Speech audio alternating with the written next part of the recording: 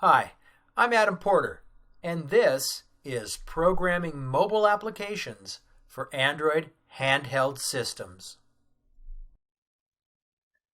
In this lesson, I'll talk about how Android applications can define and use permissions to control access to important data, resources, and operations. First, I'll talk about Android's permissions architecture. After that, I'll explain how you can define and use application-level permissions, and then I'll finish up by talking about component-specific permissions and permissions-related APIs. Android uses permissions to protect resources, data, and operations. And applications can also define and enforce their own permissions to limit access to their resources and things like user information. For example, to restrict who can access an application's database. To cost-sensitive APIs. For example, to restrict which components can invoke costly operations, such as sending SMS or MMS messages. And to system resources. For example, to limit which components can use the device's camera to take pictures or record videos. So, in Android, permissions are represented as strings, and applications include these permission strings in the Android manifest XML file. And they can do this to declare the permissions that they use themselves and to declare the permissions that they require of other components that want to use them. Let's look at each of these uses of permissions one at a time. So first, when an application needs to use a permission, it specifies that permission by putting a uses permission tag in its Android manifest.xml file. And when that application is installed on a device, the user will have to accept that permission. Otherwise, errors or access failures will occur. Now here, I'm showing a snippet of the Android manifest.xml file for a hypothetical application. Now as you can see, this application needs permission to access the device's camera, permission to open a network socket to access the internet, and permission to access precise location information coming, for example, from a GPS provider. Now, take a look at this documentation for a list of Android's built-in permissions. Now, you probably remember the Map Location from Contacts application from earlier lessons. That application allows the user to select a contact from the Contacts application and then to display a map centered on that contact's postal address. So here's the application in action.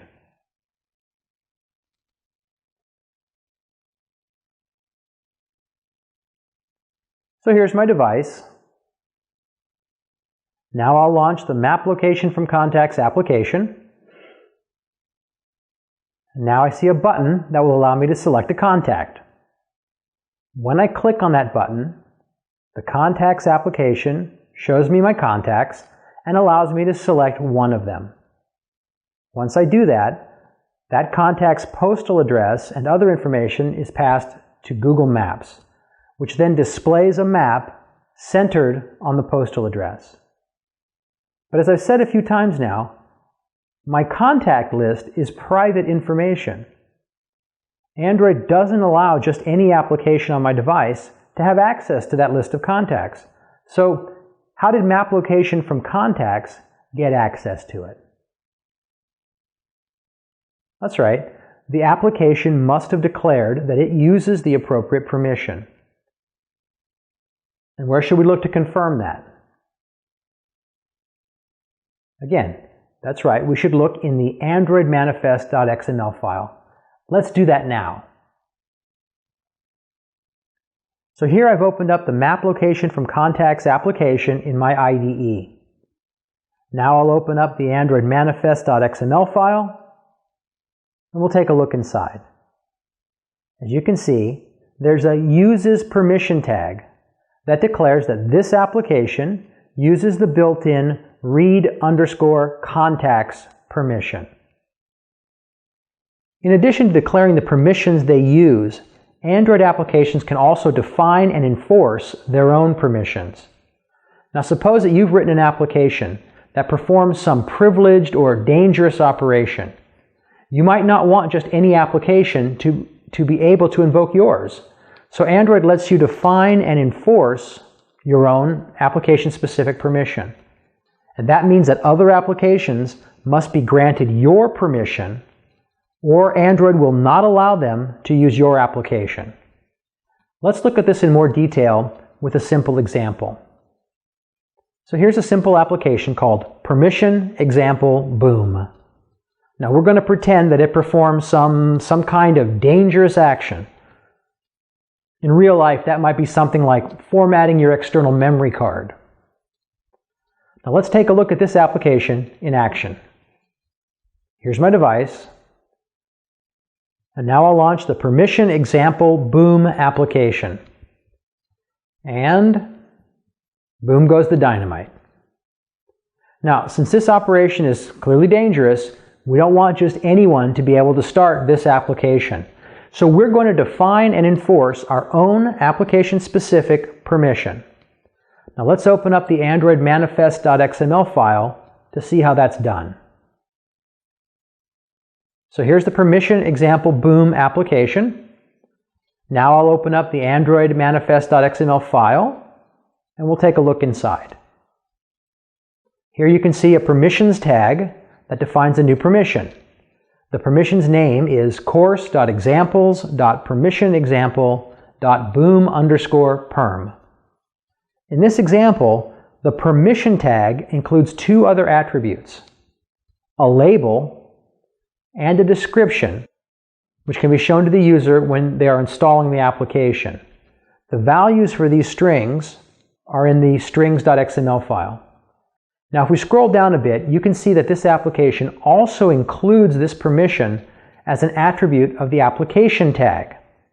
And because of this, Android will make sure that components that try to start this application have already been granted the boom_perm permission.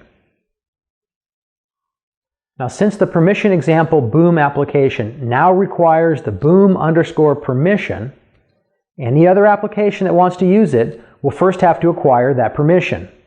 So let's see what happens if an application without the proper permissions tries to start Permission Example Boom.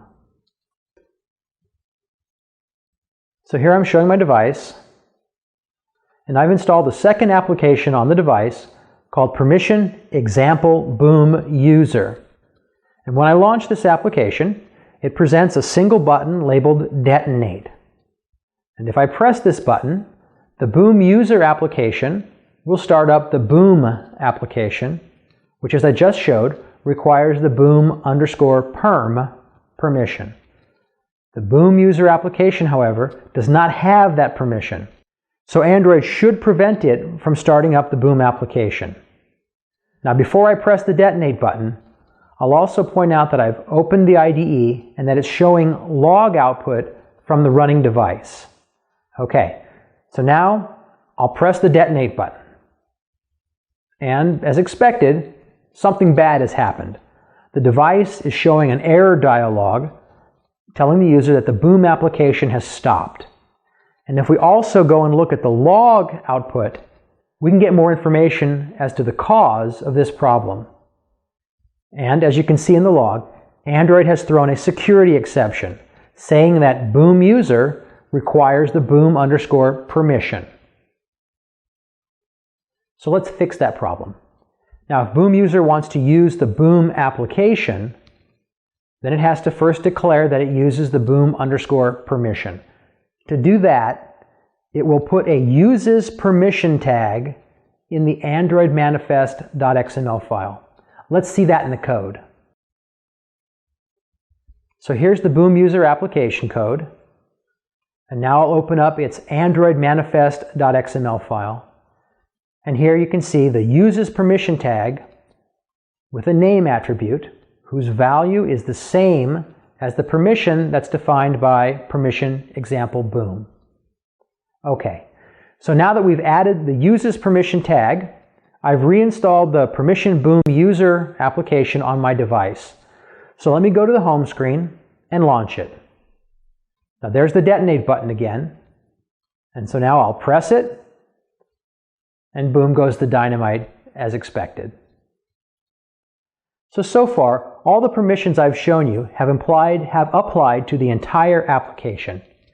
Android also allows you to set permissions for individual components, and these settings will take precedence over any application-level permissions. Now let's take a look at some of these component permissions. Activity permissions restrict which components can start the associated activity. These permissions are checked within the execution of methods such as start activity and start activity for result, which, as you know, are called when one activity tries to start another one. And if the required permission is missing, then Android will throw a security exception. In fact, that's exactly what happened in the permissions boom user example that we just went over a few seconds ago. Service permissions restrict which components can start or bind to an associated service. Now, we haven't talked about services much yet, so I'll just mention that these permissions are checked when requests are made to start, stop, or connect to services using methods such as context.startService, context.stopService, or context.bindService. And just as with activities, Android will throw a security exception if required permissions are missing. Broadcast receiver permissions restrict which components can send and receive broadcasts. Now again, we haven't talked about broadcast receivers very much yet, so at this point, I'll just say that these permissions are checked in a variety of different ways at a variety of different times. And we'll talk more about this in later lessons when we discuss broadcast receivers in more detail. Content provider permissions restrict which components can read and write the data contained in a content provider. And again, we'll talk more about this in later lessons when we discuss content providers in more detail. So that's all for this lesson on permissions. Please join me next time when we'll discuss fragments. Thanks.